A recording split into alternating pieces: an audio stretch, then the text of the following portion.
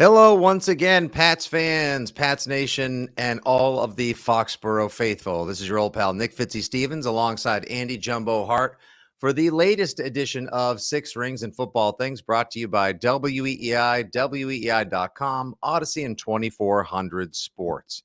It's our first real actual podcast in almost 2 weeks' time, as we've been sharing audio clips, snippets, and segments for the last couple of weeks as we were filling in all across the weei-fm spectrum and programming lineup during the holidays. Of course, some robust and zesty dialogue about potential coaching changes, offseason moves, the Patriots offense, and of course, victories and the agony of defeat on Christmas Eve. But today, we strike a bit more human and somber tone with the podcast. We won't be previewing or beginning to ramp up to the Patriots-Buffalo game, still scheduled to be played week 18, now 1 o'clock at Highmark Stadium in Buffalo, but rather discussing what may stand in the way of that game and what is currently and appropriately dominating the news cycle in sports and everywhere, really. Of course, we're speaking of the collapse and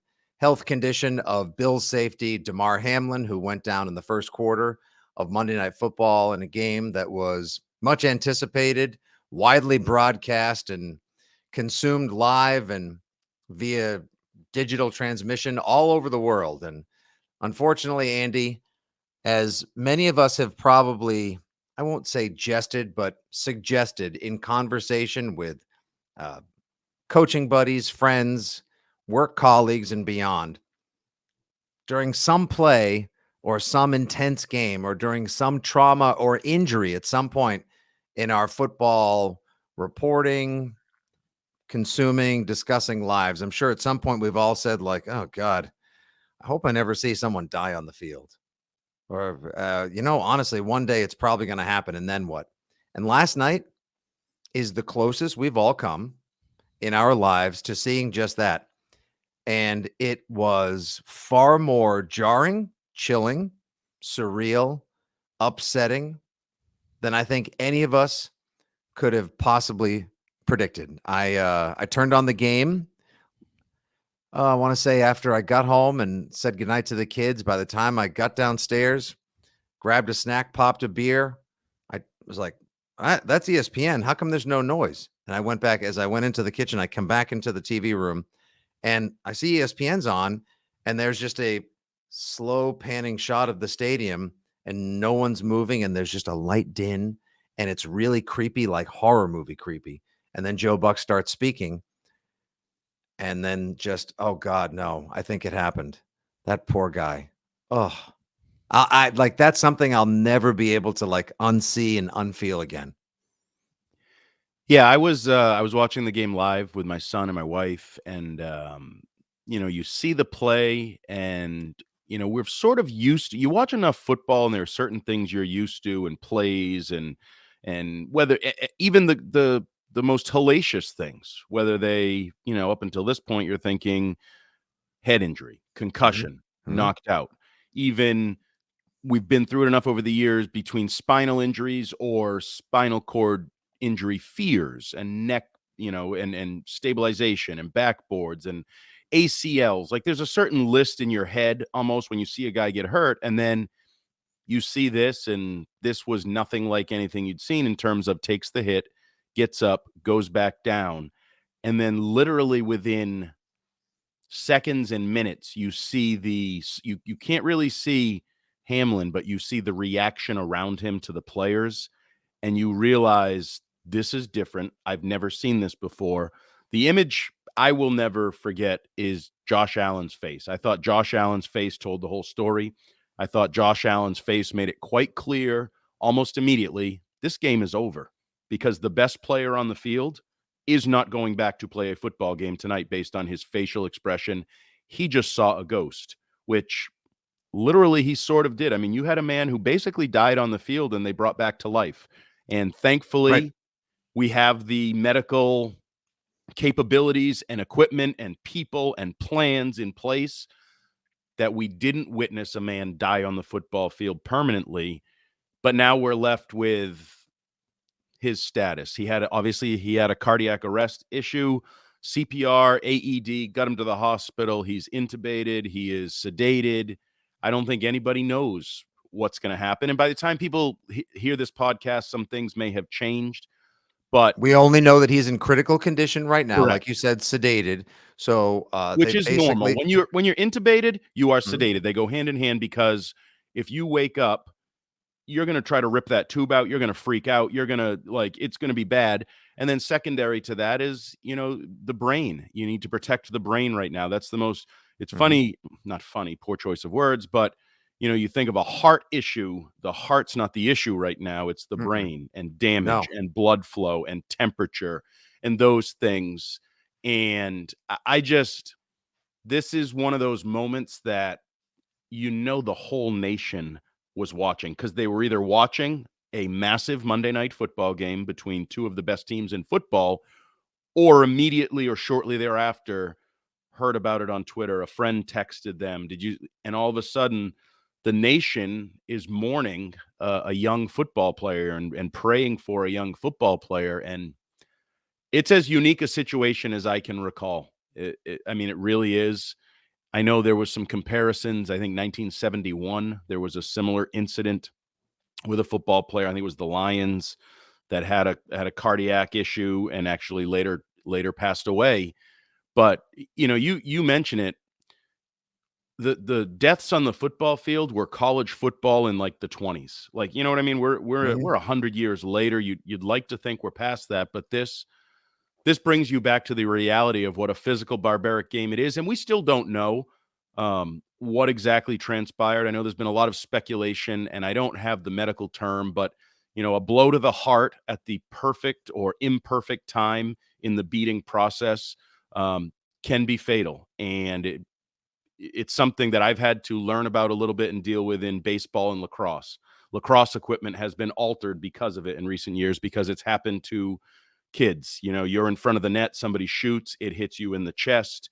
And it is most common, I believe, between 10 and 15-year-old males. That's one of the interesting or curious aspects of this. More susceptible age levels where that kids could take a shot there and it would snap them out of rhythm and or provide a cardiac issue. Oh, I mean, it's the perfect storm, or the worst, the imperfect storm, the worst Absolutely. storm, if you will. And so that's why there's some question as to that, because he is outside of the typical age range for that at 24 years old. And he's a big guy in the prime and but health that doesn't of really his life, matter with of a course. heart issue. Like, that's the thing. Like, now thus began, and this is the dangerous, difficult, but of course still relevant to conversation about what may happen herein, not related to football, but with this young man's health and how exactly this happened. The speculation that began last night, could this have been a vax-related issue? Please, I couldn't have muted or scrolled past all of that faster. Maybe one day we'll learn, and there's a lot that we can all take from this. Was it like that Comio Mortis or Commodio Mortis, whatever it was? I think the perfect strike at the imperfect time. Who knows if he had like some sort of pre-existing condition that was triggered, that was undiagnosed, that was triggered by the blunt force trauma. But let's be honest, the hit by T. Higgins is something you see 100 times a football game. It seems. Oh, at least. Yeah. And T. Higgins, thank God his mother was there to comfort him, and his teammates could provide the support for him that he needed, because I hope to God that guy does not carry with him any weight of guilt or any burden from just sort of being out there and doing what everyone else is doing, which is playing football. Something like this didn't have to, but like you said, by law of averages, could very well have been bound to happen at some point. And to those who shared via social media last night, the information that I think you just kind of shared, that perhaps the best spot, there is no best spot for it, but the best spot to be is on a football field, because of the amazing amount of trained personnel and surrounding equipment that was able to rush to his side. We didn't actually see all that happen, and I hope no one ever has to, because watching somebody be administered CPR is such a traumatic event. It's not like it's portrayed in the movies or glorified on television. Like, it's a violent, brutal action. But those faces of the Buffalo Bills players, like, I'll never be able to unsee, like you said, Josh Allen, like Joe Burrow, just in complete stunned silence, taking a knee around the circle of Bills that were providing a shield while the resuscitation process was underway. James Cook in tears, Tre'Davious White just beside himself. Like the empathy you feel for all of them, it takes you back to son, brother, friend, human first above all else. Does football matter when they say, like, this doesn't matter, the game doesn't matter? No, it doesn't at that moment. Of course it matters, because it's a dream people have, like Ryan Clark outlined last night so eloquently on ESPN. It's a major industry. It's what we love. It's what we talk about.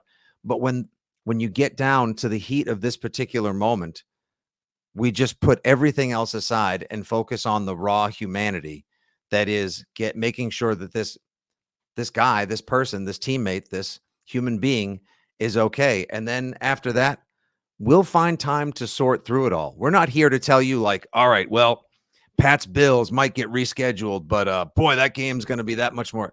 This is just parsing through the aftermath of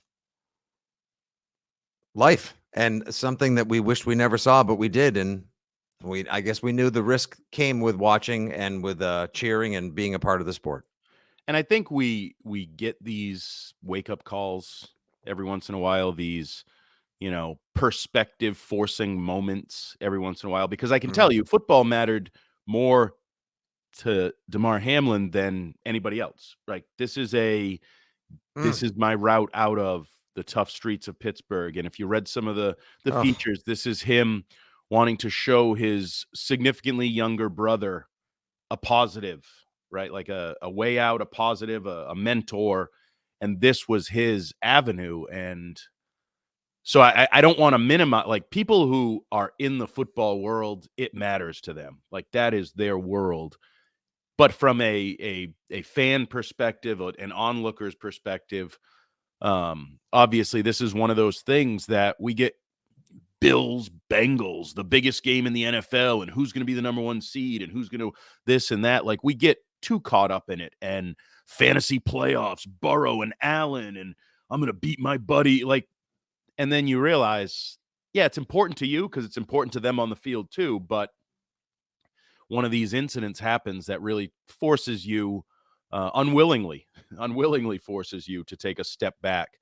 And I can tell you from my perspective, the biggest thing was sitting there with my son, who's a high school football player. I was going to even text you that last night or check in this morning before we recorded, just like, holy smokes, did your kid see it? I didn't even know if this morning I should say to my 9-year-old, who only does flag football, so it doesn't have the same level as modified or, of course, tackle football, which your kid is a rising star locally for the Hart family in. But, like, should I explain to him before a friend tells him at school? What do I tell him? Right. It's bound to, it's like, it happens. Like, what happened in your house? What did your son say?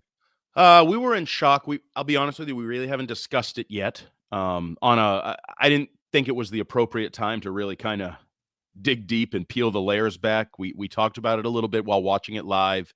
And then when they actually postponed the game and he's like, I'm going to bed, and got up, went to school. We will have a discussion about it because he was shook. I was shook. I mean, everybody was shook. Like, it's just the reality of the situation. And he actually, the one thing I found interesting, he said, you think anybody on either of these teams will never play again? So he was thinking about it. Like, he was thinking about this incident, people choosing this is no longer worth it. It's a valid question. Oh, I think there's a good chance, if not ever again, I think there's a good chance there will be people on one of these two teams that just, whenever they return to the field, won't be able to, and their teams may help them cover it up. A random guy may have a hamstring injury that sidelines him, and we may never know. No, he's dealing with some issues, some ramifications, some post-stress disorder from this. That's going to happen. I'm sorry, if there's practice squad, you're talking about 100+ players having to go, like, it can't not have a significant effect on these people. And obviously I also think what happens with Hamlin could affect the way it's seen, like the information and what we find out. Like you mentioned, could he have a pre-existing condition that was undiagnosed? Well, that right there will probably help some people, because they'll say, you know what, I don't have that. Or maybe I'll even go get checked. Or And then once I maybe like something happens like that, you find out like, oh, so and so had a colon issue, and right, everyone goes to get screened. And right, Lance Armstrong, even though he cheated in his sport, helped save lives because of right. the work he did with his testicular cancer.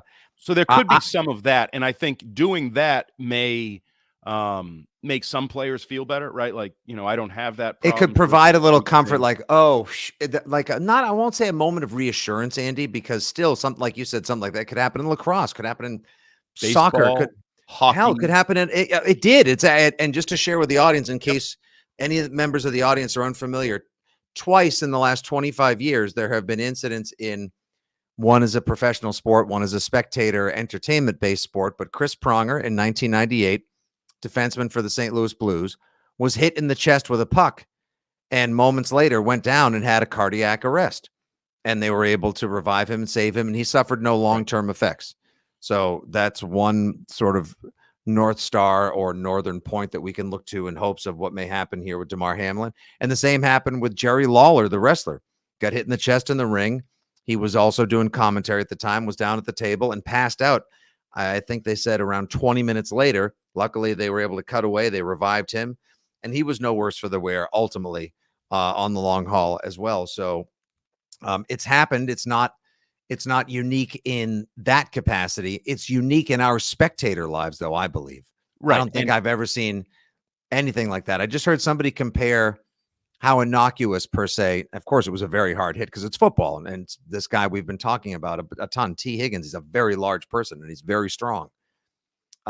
Someone just compared it on the radio in New York to the Dale Earnhardt tragedy, where, Mhm. of all the car accidents that a legend like Dale Earnhardt Sr. was in, it seemed like one where he just banged into the wall shouldn't have been so bad, but actually ultimately it cost him his life. So Right. you don't know, and it's one of those things of the many we're now re-examining in the hug your loved ones, take no moment for granted. Like, I think this is a very, very overt, bright cautionary tale as to just how fleeting things can be. And ironically or appropriately, depending on how you interpret it, that was one of Hamlin's sort of philosophical approaches to life. If you read some of the features, when he leaves a conversation with someone, he says, "I love you, man," because he went through losing, I think he estimates more than half of his friends were dead before the age of 18, where he grew up. Ugh. And so he has an appreciation for life and for relationships and for people. And now the outpouring, the $4 million that's been raised by the GoFundMe page for his charity that was originally intended to raise $2,500 for a toy drive, Mhm. the outpouring of prayers and just support across social media, across all aspects of life. But also, I mean, we're going to see like a broader, bigger picture. You talk about people from these teams maybe not playing. This is going to be just when it felt like maybe we'd turn the corner on concussions, CTE, head injuries, parents being, scared of allowing their children to play, or at least certain parents. I think this is If those certain parents, Andy, I think we can both say without any sort of glibness that if those parents were on the fence, well, I can uh, tell you, I texted an athletic director who I'm friendly with, a high school mhm. athletic director, and I said, "You think this will hurt participation in high school football?" And he said, "I'm not sure, but as a parent, I'm reconsidering." And that's a high school Oof, athletic director who this is oversees football programs. Jesus. So this is going to set back, in my opinion, participation in football. And I'm not commenting on whether that's a good or a bad thing. I leave Mhm. that up to individual parents and families and student athletes and all of that. But as I said, I felt like we had kind of turned a corner out of the depths of CTE and head injuries. And I know we've had two of this year, and it's still very imperfect, but I felt like we had a handle on sort of a mature, appropriate These are the approach. risks that Yes. like we were it was like we had all agreed, from spectator to news media, event production, and of course, and ultimately, most importantly, the players themselves. These are the risks. Yep. This is how it can go. Here could be the success. Here could be the unfortunate fallout. And we all had either signed that emotional or proverbial disclaimer, like when you Right. go skydiving or et cetera. Like, these are the risks that come in hand, part and parcel with NFL football. But still, somehow, because this hadn't happened in our lifetime, we still didn't think it was going to happen. Right. And it's a WTF moment. Like, it's like, okay, we're comfortable with head injuries. Nelson Aguilar can see his teammate and say, whoa, whoa, whoa, stop the goddamn play. I got to get my teammate off the right. We've gotten that. And he still hasn't been back in a game since. That's how traumatic that head trauma was for him. But now when I see my middle linebacker take a, fullback helmet to the chest, like, am I pausing? Am I giving it that extra pause to see, is he breathing? Is like, this is just just think about Andy, like, to that not point. Prepared for it. No, we're not. Just think about how difficult it may be now. Are people going to like pull up when they make a tackle? Are we going to see a modified game? Are we going to see people afraid to hit and or get hit? That's the thing. You can't. If you do that, you can't play, and you can't play, or you could get injured in the process. Right. Like you could. So I don't think it'll be that dramatic. I think the people that choose to play football at a young age, to step on a field, to go down that path, to return to the field, I think they will do so just in the way that players do now, and compartmentalize and go back to whatever that mindset or mental space is. I don't know if it'll be everyone. I don't know if it'll, but this is the reality of football. I've often said it. We try to package it and make it safe and fun and this and that. Oh, from back when they used to do jacked up, now all the way to come on, man, and everything else. It's barbaric. It's violent, and we love it. And they love it. And the players, they love it.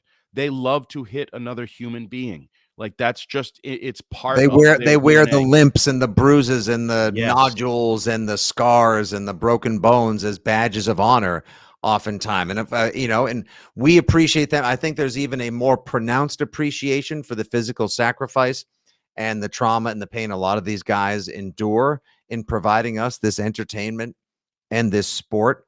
But the focus is still on Damar Hamlin's health, and it's in the balance right now, still in critical condition. We won't have an update by end of podcast, or maybe even not by the time you listen to this. The one thing I do know is that the NFL announced, I want to say maybe about an hour and a half ago, that the Bills-Bengals game will not be resumed this week. It's not going to take place like a couple of years ago when the Ravens and Steelers had to play a COVID-delayed game on a Wednesday night and then still play games next Sunday. So you're not going to see Wednesday Night Football followed by everybody playing, let's say, next Monday or something like that, and then they would move the national championship, or next Tuesday or something weird. Right now, I don't even know how this may affect Week 18 and if that's going to go off as planned, because a lot of teams canceled their media availabilities today. We know the New England Patriots did because they didn't feel it was appropriate to be commenting on further football matters, especially when your team is scheduled to play one of the teams the team in question that suffered this tragic injury last night. And then there are so many different ways that this could ultimately affect the game, the way the game is played, the consumption of the game, the safety of the game. I mean, we could sit here for hours just sort of like speculating what the fallout, if you will be from Hamlin's injury. Yeah, and I don't even know if people, fantasy football, for example, is something that is absolutely meaningless, but it's also meaningful to people. It's part of the industry. It's technically a multi-million-dollar industry. Right. And we need to remember, like, this is the thing I liken it to is we've all been through tragedy in our lives. You lose a loved one, whatever your age is, and you take some time to mourn in whatever your way to mourn is. But you have to get back to life, right? Whether that's a week later, 2 weeks later, a month later, you have a job, you have kids, you have responsibilities. Like, it's the reality. Like, life goes on is a phrase for a reason, and you have to do that. And life will go on and has to go on for the National Football League and for the Bills and for these teammates and all of that. The problem is when it's one person. When I lose a loved one and I need 2 weeks, okay, take your 2 weeks, somebody fills in, whatever. And then when you're ready, you return. But this is organizations and teams and just sort of the splintering of the way it touches it'd be great if you could say, you know what, Bengals and Bills, we'll see you next year. Well, no, that's not realistic. Like, they Yeah, don't want that, first of all. They're right. two of the best teams in football who, prior to this, were on a course to compete for a Super Bowl, to go to, like, the grandest. Think of the Bills, how passionate that fan base and that organization is, and they've never tasted success. They have 4 Super Bowl losses. Like, the most support, like arguably the most rabid, supportive, eclectic and outrageous fan base in the NFL. You know, it was mentioned last night. Like, remember years ago when Andy Dalton threw the touchdown pass to beat the Ravens, and it bumped the Bills into the playoffs and then the number 6 wild card spot. Next morning, Andy Dalton's foundation had like $500,000 in donations from Bills fans. right. Like, they're crazy. They love football so much. They want this more than anything, except they did. Now they want it second most. First, they want to know their guy is okay. And to like put the clamps on that passion and that dream, and to just delay it, to back burner it, or just table it all together, is entirely necessary and the appropriate thing to do. But even the Bengals, like the Bengals, it was not a member of their team who fell to the turf last night at Paycor Stadium, but they haven't won a Super Bowl either. Like, these are 2 of the 4 or 5 best teams in football. That's why you're saying earlier, this matchup was huge. Like, everybody was watching that. It was on ABC and ESPN last night. Like, ABC said, whatever Bachelor special we're going to run, we'll bump that for this game. Like, it was everywhere, which of course now opens that many more eyes to the violent nature of football.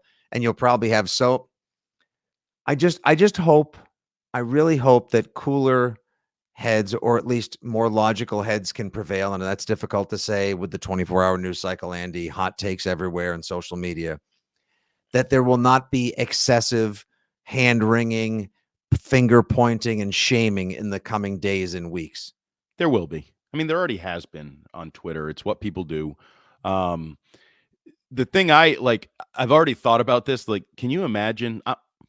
We joke about it, but I try to be optimistic at times. And like, I know it's tough to believe, but can you imagine if we get to the playoffs and the Bills are in the playoffs and Damar Hamlin comes out of this and is on a sideline, is in a stadium, is in a, like, the emotion, the pure, like, well, how many billion people are on the planet? Because they'd all be Bills fans. They'd all be rooting for the Bills. Whatever the number is now, 9 billion people or whatever the hell it is. I'd be lying, Andy. I'd be lying, since, you know, this is just this edition of the Six Rings and Football Things podcast is just an open-ended and honest conversation about what happened and how it may affect our lives, his life, these teams, the industry, the games, the season, the postseason, the Super Bowl, all of it. With all intended sensitivities, I'd be lying if I said I didn't think, like, well, if the Patriots don't play much more football, if and when they do resume, I'd be sort of pulling for the Bills. Or if, like, I didn't think, like, would you, like, the thought did cross my mind once, like, would you want to play the Bills with the, like, and or also like, oh, but what if this affects them and, like, derails that dream? No one's gonna, shake an angry fist towards the sky and say, like, oh, if it wasn't for that tragic incident on the first Monday of 2023, like, we were headed to the Super Bowl. Who knows how it's going to, if the Bills will be extra motivated, if their hearts will be too heavy, if they'll be shaken, if they can't even play this season. I don't know. Yeah. Like, that's the thing. We just don't know. It's okay to mention it because this is honest and real, but I don't know how this is going to go. All I know is I just feel so badly for that family, for this young man, and for the team. Like, shit happens in this life that you see and you're just like, I'll never unsee that. Right. I'm like, that'll stay with me. And the fact that his mother was there, his family was there, and then they're waiting for the ambulance and she's riding with it. Just, you go from the highs of highs. You're on the sideline at the biggest NFL game for your son. Like, he's starting, he's coming into his own, the career, playing in place of one of their better players, becoming like a 6th round draft pick out of Pitt. Like, he's becoming like a guy. Like, he's not just I think he's like 3rd on their team in tackles. Like, I think he's leading the team. He had 75 tackles before last night's game. His dreams are coming to fruition right before his eyes, your eyes, the world's eyes.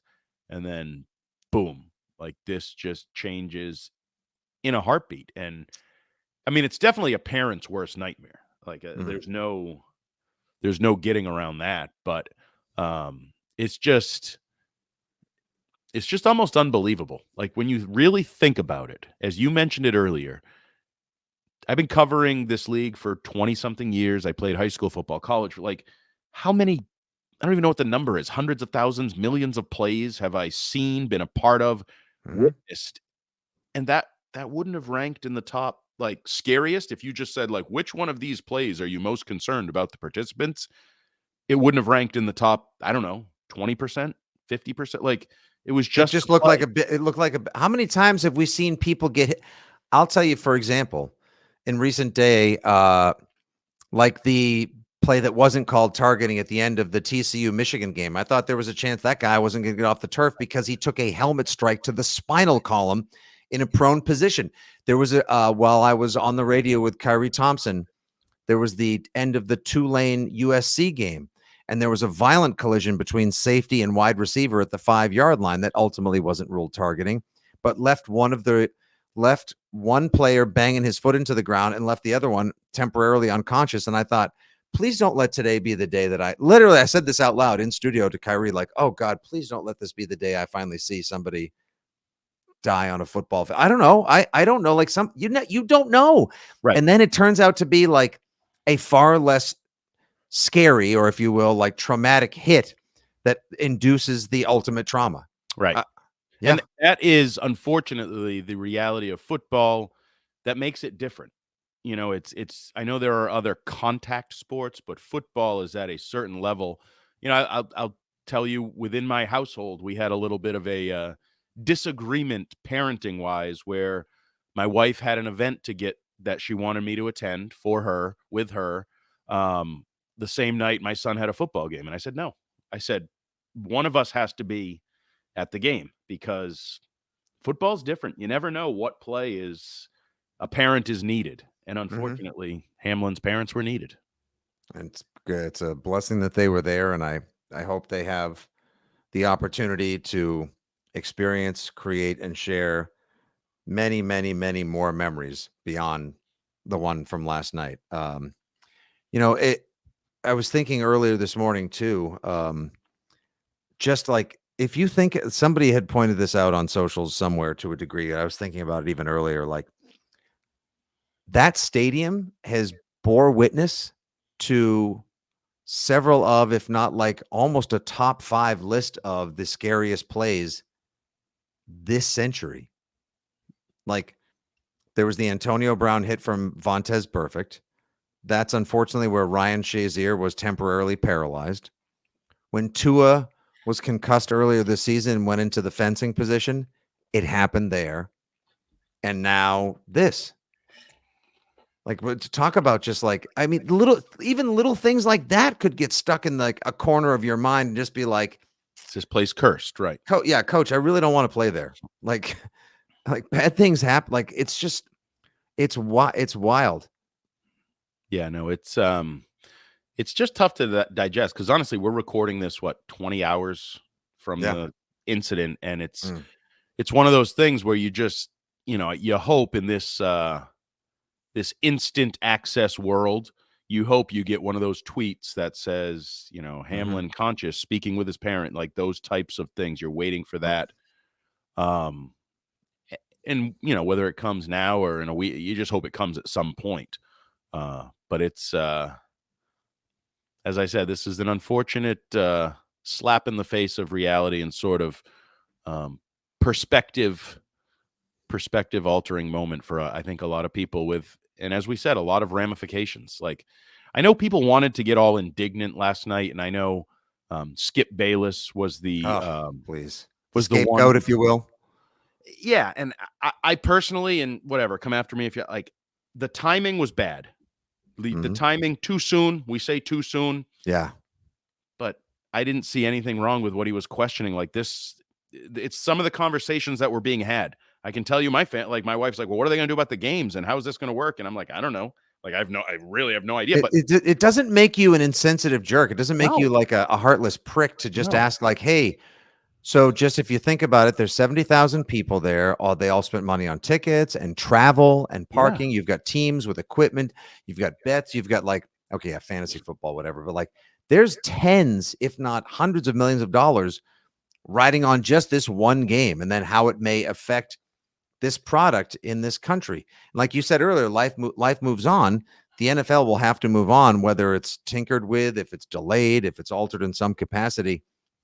There are so many people that rely on the NFL to, you know, heat the hot put make hot water and bring food home, pay the Right. bills. Like it's part of our industry. It's part of our way of life. Yeah, and the thing that I likened it to in my head, the first thing I thought of is when you're in traffic and there's a bad accident and traffic's hellacious, Mhm. just because you're wondering how long it's going to take you to get through the traffic and when you're going to get to that meeting you need to get to or when you're going to get to that appointment you need to get to, doesn't mean you're a terrible human being that doesn't feel for the person that may be med flighted out of the car accident, may have lost their life. And you know what I mean? Like, Mm-mm. you can be two different things. Like, there is a reality you need to accept while also being empathetic and aware of the circumstances. So I just there was a little too much of that last night on Twitter for my liking. Now, I will say, I do not believe for a second that the NFL did not consider playing that game and that whole 5-minute warm up. Come There's on no now. way that Joe Buck went on the air and said that without Hey guys, hearing I'm that. going to go rogue and say Right. they're playing in 5 minutes. Like, no, the league didn't understand the gravity of the situation, Absolutely. nor its emotional and psychological impact on the participants in the game. And they got way. I mean, they can be heartless at times. And Yep. I'm the last person in the world to trust Troy Vincent. Yeah, I'm a Pats fan. I get it. They got way out over their skis. Well, and I actually don't even blame them as individuals or entities. That's football. Yeah. Football is the game goes on. Football is, if you come off with a broken leg, you go on and take his spot and we keep playing, right? You know, the worst example, which I will never forgive, Mhm. is the Brian Kelly at Notre Dame when the camera lift fell and a student recording died. He moved the drill while a student was dead on the field. That was part of his football program. But the sad reality is the game goes on. That's football. And you can say that's, I guess, toxic football mentality, sort of like toxic masculinity, but that is embedded in the culture for forever. It's part of the issue we started with, CTE, talking about that. Like, no, you don't tap out. You don't say, Coach, I have a headache. You don't say, Coach, my head hurts. You go back in, because that's where They have football to has be been. protected from themselves, right? A lot more Absolutely. And often than so not. that's, to me, that's what that was. Like, no, we play. Like, we go on. That's you cart the person off the field and we keep playing. I think their eyes were opened, and it is a different time. I also think that's part of it. This is a different generation of fans, generation of athletes and players, and Mhm. I think it's a good thing. But if you're going to pretend to care about mental health and those types of things, you sure as hell are not playing that football game after those people saw what they saw in that football field for their teammate, their friend, their fraternal brother on the other side of the ball. So, but I do firmly believe that there probably was someone that said, no, we'll give them 5 minutes to warm up and then we'll get back out there. Yeah. And strangely enough, Andy, as eerie as I mentioned earlier as it was when I turned on the TV, I was like, how come football sounds aren't coming out of the picture box? And then you just look and there's that wide shot of the stadium, and then no one's talking. Like, oh God, please no. No, no. Like first I thought, did something explode? Was there some sort of alternate incident? And then you hear Joe Buck's extremely somber tone, and they cut back to the studio with Booger and Susie Colbert and Schefter. And it's just like, oh, if somebody isn't already dead, something happened. Something like the ultimate, the worst case scenario has played out. And no one can guarantee if and when football restarts and at what capacity, whenever it happens. Like this would never happen again either. Like who knows? No, It's it's just like life, now unfortunately. it's officially in.